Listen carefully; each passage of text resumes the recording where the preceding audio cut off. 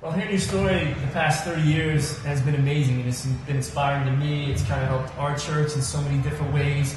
And to see a leader like you that's had longevity, and I've been in some other meetings with you where you just kind of share what you've done in each phase of your life, and now like what's in this last leg. Yeah, we're starting Saddleback, what we call 6.0. We've had 1, 2, 3, 4, and 5, and this is the last 10 years before I actually retire. I don't believe in retirement. What I'm going to do is I'm just going to go full-time training pastors, planting churches, serving our network of pastors, and be on the road all the time. Not because I'm not going to have energy. I'll have energy till I'm 90 or 100, more than a lot of young guys. But I do believe that the transition to a new generation is very important, and we're doing that right now. In fact, 2 years ago, Tommy, we lowered the age of our pastors by 15 years in 1 week. I had this group of 7 guys who had been with me basically from the start. Glenn Cruin, Doug Fields, Tom Holliday, Rick Muchow, all these guys, Steve Rutenbar had been with me, and we were all in our 20s when we started the church. And now we're all in our 50s, or Glenn was actually older than that. And I thought, you know what? We were running this church in our 30s, and it was running thousands. Why should we wait if we wait until we're in our 60s to turn over, these guys are going to be in their 40s.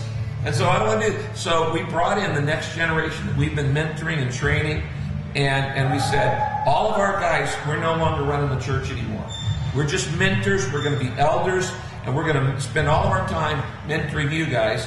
And the PMT, or the Pastors Management Team, the age dropped by 15 or 16 years in 1 week. It was a big deal. So you got to be willing to let it go. When you do, God blesses it. And when you do that, He just keeps pouring it out on you. And this is going to be our greatest 10 years, no doubt. Well, I know that everybody out there, as well as most churches, we want to reach the unchurched people. That's what everybody says. You guys, the reason you've grown the past 30 years consistently, because you've done that. You said the past 10 years you baptized 22,000. Wow. So what would be a key thing as you get people in, because it's not just about conversion, it's about making disciples. Right. Key thing for people at Flavor Fest, how do we make disciples and get people healthy so we can keep that growth happening? It's a long, actually that could be a seminar in itself, so let me just tell you, there's a message that you could probably get, I think on pastors.com, or actually it's Saddleback Resources, called the 8 Laws of Growth. And the 8 Laws of Growth is the strategy where we move people from what we call come and see to come and die. It's the ministry that Jesus did over a 3.5-year period. His first words to the disciples were come and see. And over the years, 3.5 years, He keeps turning up the heat to you're my disciple if you love me. You're my disciple if you continue in the Word. You're my disciple if you eat my flesh and drink my blood. If you take up your cross and deny yourself. He moves them from come and see to come and die. And it's a systematic, sequential, slow process. We all grow in stages. And you know, you've heard me say, because we've been friends for so long, that you determine a church's health not on its seating capacity, but its sending capacity. How many people are moving out? So really, when I started Saddleback, and I thought, I'm going to give 40 years to one church, how do I keep from not getting bored? And so I said, well, I'm going to move them from come and see to come and die, a decade at a time. And our first decade was what we called our local decade. We pretty much just focused on Saddleback and Southern California, really just the Saddleback Valley, reaching people for Christ, building a solid base. And then in the second decade, we said, now we're really going to focus on helping other churches because we're blessed to be a blessing. So we started doing seminars around the nation, some overseas. We did many overseas, but really focused primarily on pastors in America.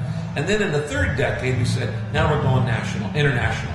And in the last 10 years, we've been working on this thing, as you know, called the Peace Plan, which are the 5 things Jesus did: promote reconciliation, plant churches, equip leaders, assist the poor, care for the sick, educate the next generation. If you're interested in knowing more about the Peace Plan, it's not an organization. It's just an idea. Anybody can do it. And we can teach you how to plant churches, how to equip leaders, how to assist the poor, how to care for the sick, educate the next generation. The difference is that there's a lot of organizations that care for the sick, a lot of them that assist the poor. But this is of the church, by the church, for the church, through the church. It gives glory to the local pastor. And when we do it, we don't go into a country and say, oh, see what great Americans are coming in. We never build stuff for other people. We train and equip them to help the church reach the community. So it's our church working church to church through the church. And if you're interested in that, you can email me, PastorRick@Saddleback.com. That's my email address, PastorRick@Saddleback.com. We'll send you information on whatever you're interested in, the seminars, the Radicalis conference, the free materials, and the peace plan. Man, thank you so much. Thank you, Tommy. It's good to see you. Fast, to the next generation. Love you guys.